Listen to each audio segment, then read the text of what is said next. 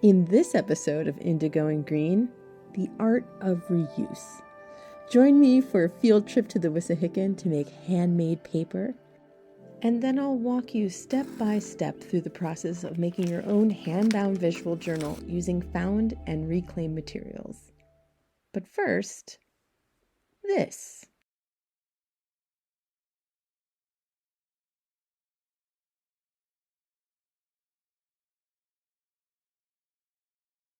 Take note of your consciousness in this moment and the existence of being in your meaning-making flesh robot.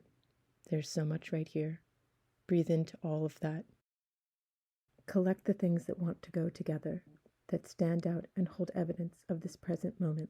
Layer and bind with a mantra of commitment to creating this expansive space for future being. We don't know how long the journey will be.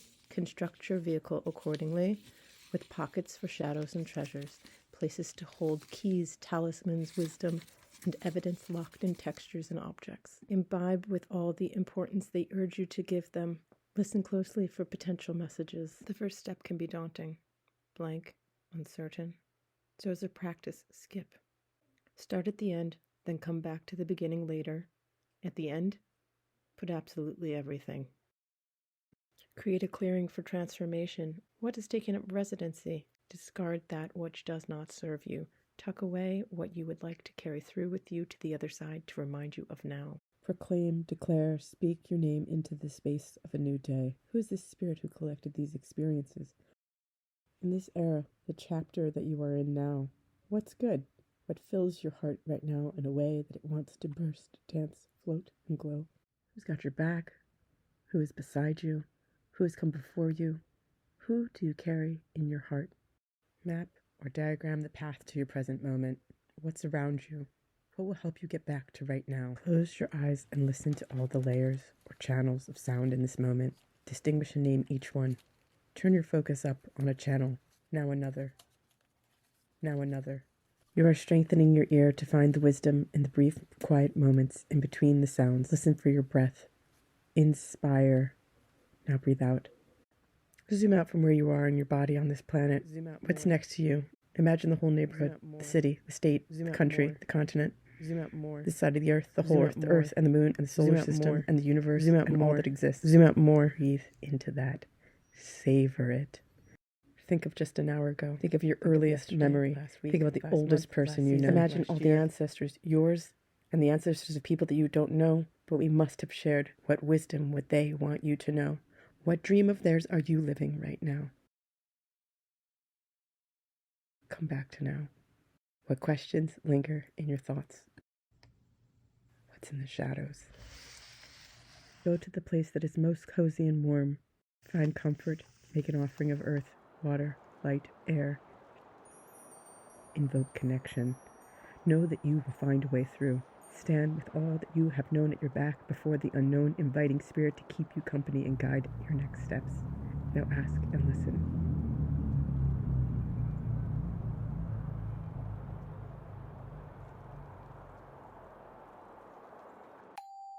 Welcome yourself home. Now rest, and when you wake, note what lingers. What wisdom have you collected? What is the most important now? What is sacred? Practice radical imagination in partnership with the guidance and evidence collected. What future might you envision? What might you work to cause to happen so that a future self, a future being will look upon and be grateful, delighted, and be proud? How might you, through your dreams for this day, this month, this year, this decade, this life, dance into being a beloved ancestor? When ready to close the chapter, throw a party. Invite your past self to sit with you. What gifts and guidance do you as your present self have for your past self? Call over your future self, your elder self, volumes ahead of your present self. What gifts and guidance have they brought for you? Your portal is now complete. Go back to the beginning and honor this portal with the title, now that you can see it. Store out of direct sunlight for safekeeping. Revisit as needed for future guidance and delight. Then put the book on the shelf and go be.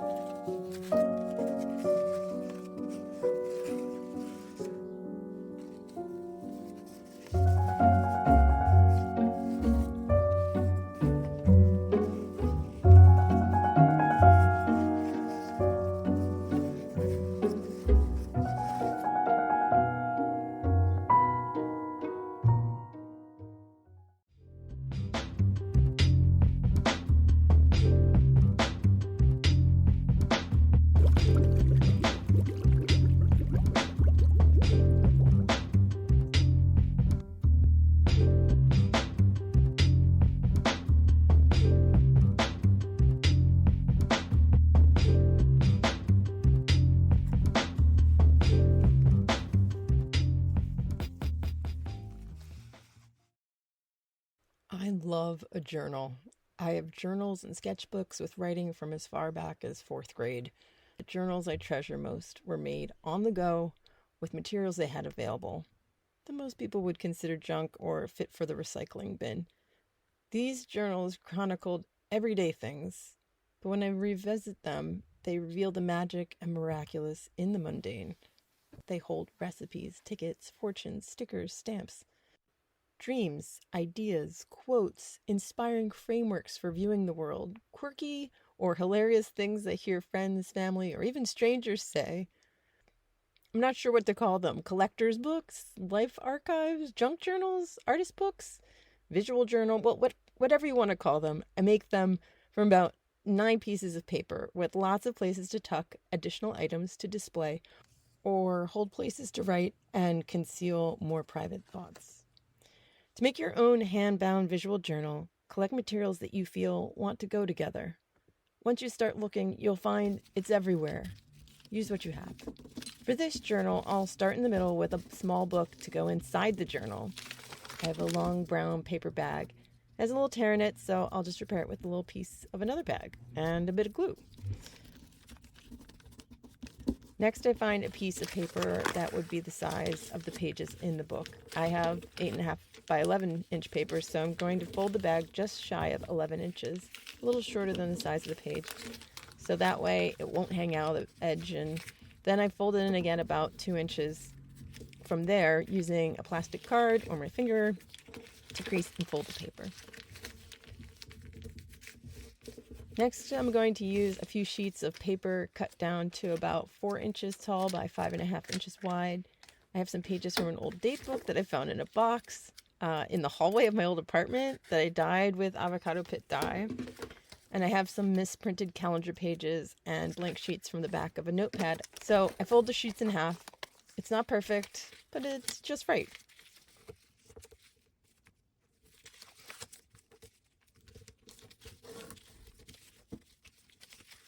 Then align the center fold of the sheets with the back fold. Maybe hold these in place with a boundary clip or a paper clip.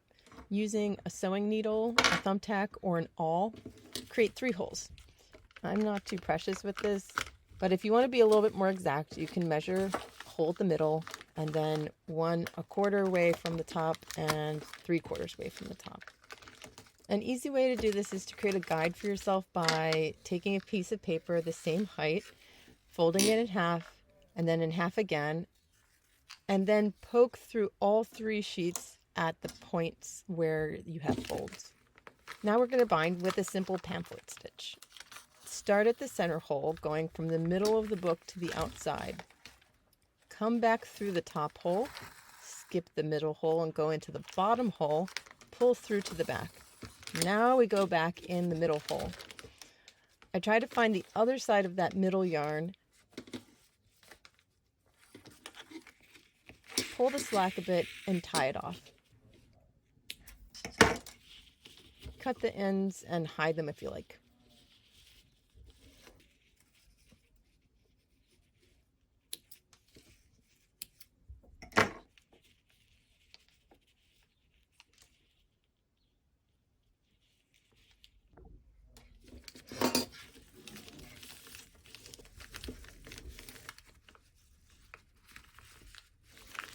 Now on to the inside pages.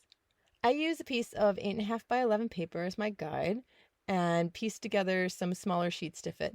I overlap and secure them with a glue stick or whatever glue I have, or tape. Cut off and fold any excess to fit. These Franken pages are mashups full of former lives, and everything has a story. I have pages of a book that came to me in pieces, a collection of blank pages from backs of school notebooks and sketchbooks, and blank bottom halves of a piece of junk mail. I'm going to add a corner to tuck things in later. This is a piece of thick cardstock-like paper for the pocket. It's like end cuts from another project. I glue down the side and the bottom, and that could be enough. A stapler also does the trick.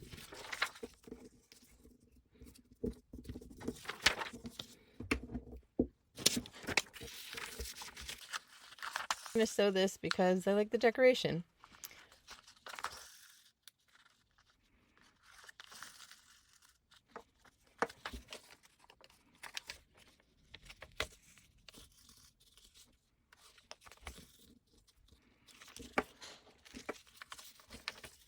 It's a little bit more of the avocado pit dyed hand spun wool. The paper is so thick that I need to poke some of the holes before sewing, so I just use a little piece of cardboard underneath and the needle and create the spots where I'll sew.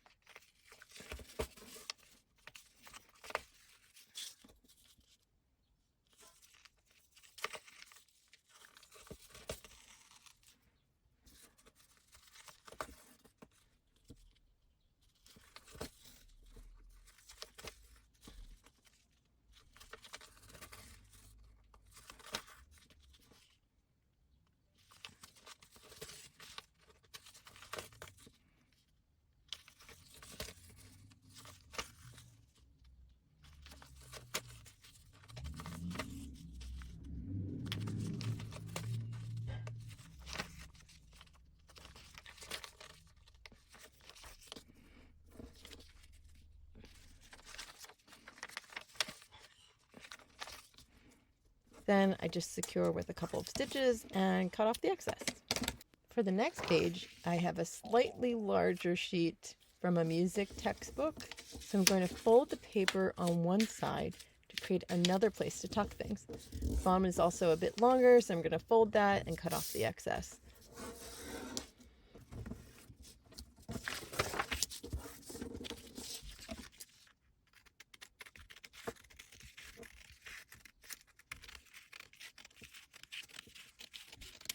To hold things in the side flap a little bit better, I'm going to secure the bottom with a little scrap piece of paper, wrapping around the bottom and the side, and securing with a bit of glue.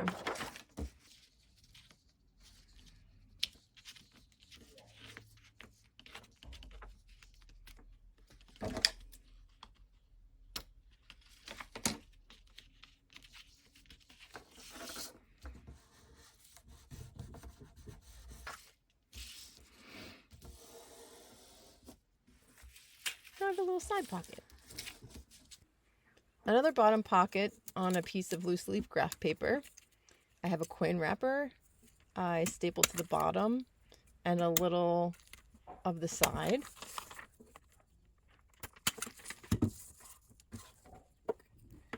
I'm using the very last bits I'm scraping out of my glue stick. And I just want to wrap the scrap paper around to cover the staples.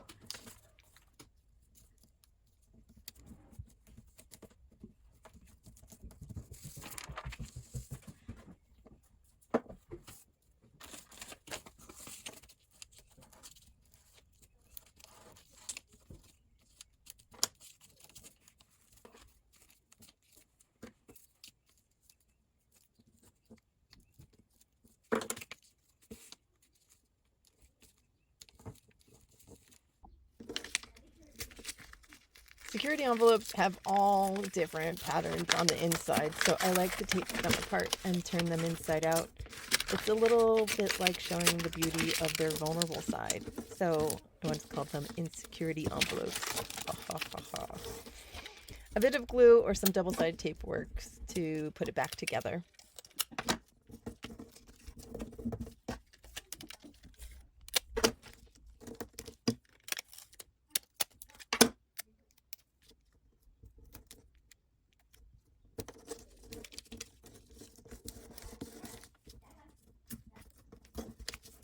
Now we bind the whole piece.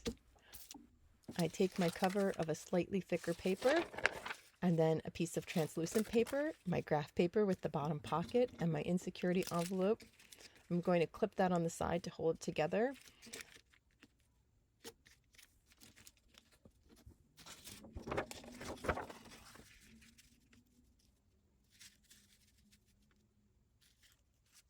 Then my music book page with the side tuck, the lined paper with the bottom pocket, the Franken pages. I have a piece of sewing pattern paper, and then I clip those lighter and smaller pieces with the paper bag with the little book all together. Center it well enough in the middle and clip to hold all the inside pages to the cover.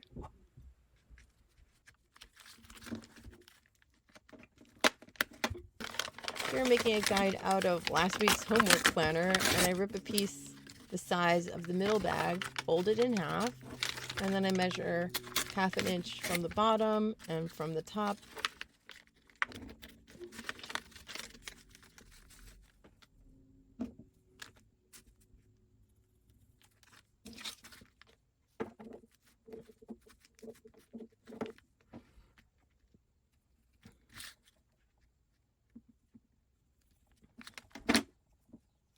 To find the center, I have a piece of paper that I ripped in half. Then mark lightly the location of the 3 holes to bind the whole book. I place the whole entire stack on a piece of cardboard, and then using a thumbtack, I poke all the holes. You could also use an awl if you have one.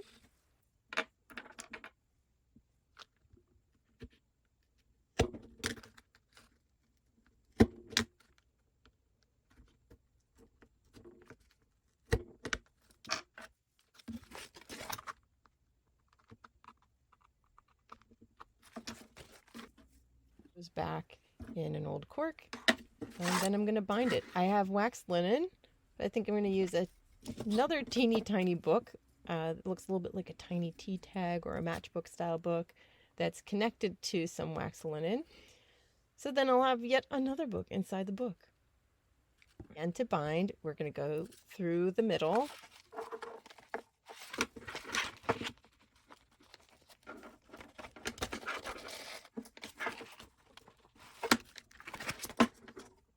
Turn it over and go back to the top hole, coming through the middle. Skip this center hole and then go into the bottom hole.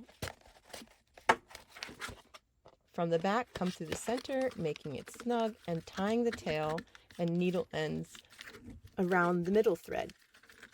Snip the end and rub it into the knot.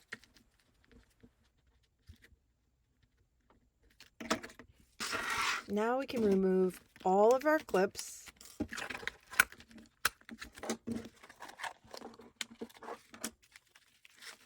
Fold the pages.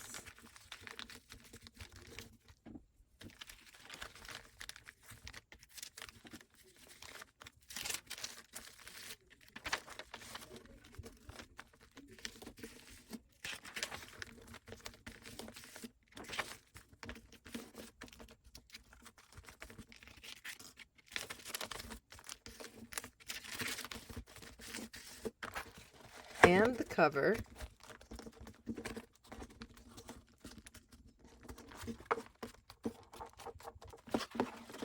And voila, the book is done.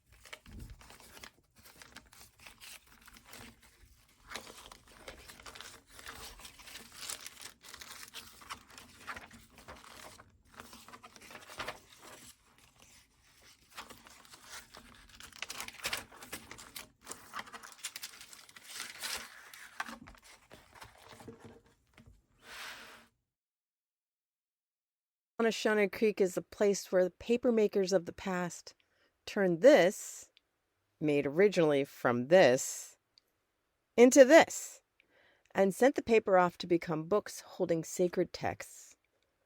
I'm inspired by the connection to the textile industry and how this is an old school version of the art of reuse.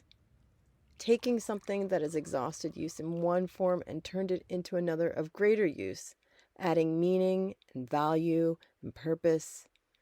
As I wander the trails in awe of the natural beauty of this place, I think about the footsteps before mine. Echoes of the past bounce through my thoughts, and I think about what I might be doing today on this journey that may impact the future. This location was selected for its proximity to an important resource for the process of making paper, water, which also powered the paper mill's water wheel, turning the linen rags into paper pulp. According to a historical article by the Friends of the Wissahickon, city leaders were concerned about pollution from the industrial areas along the Schuylkill and Wissahickon and established the Fairmount Parks Commission in 1867 to purchase the land to protect Philadelphia's water supply.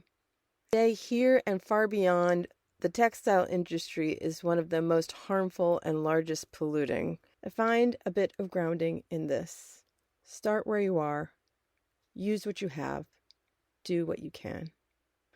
For me, I started by asking where things come from, how they were made, and started making things from scratch, started buying more things used, started reusing what comes into my life, mending what I have, and making a lot more of it from reclaimed materials.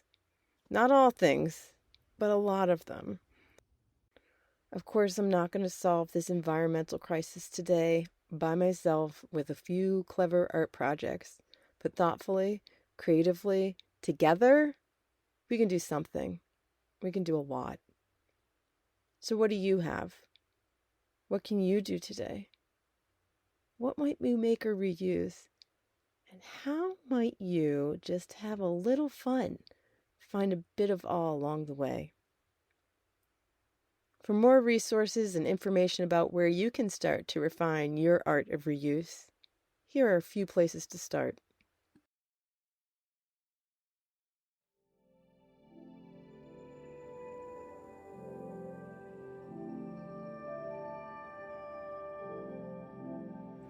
In the next episode of Indigo and Green, Invado. Experimenting with plants we classify as invasive. Let's see what colors, textures, and hidden possibilities they hold.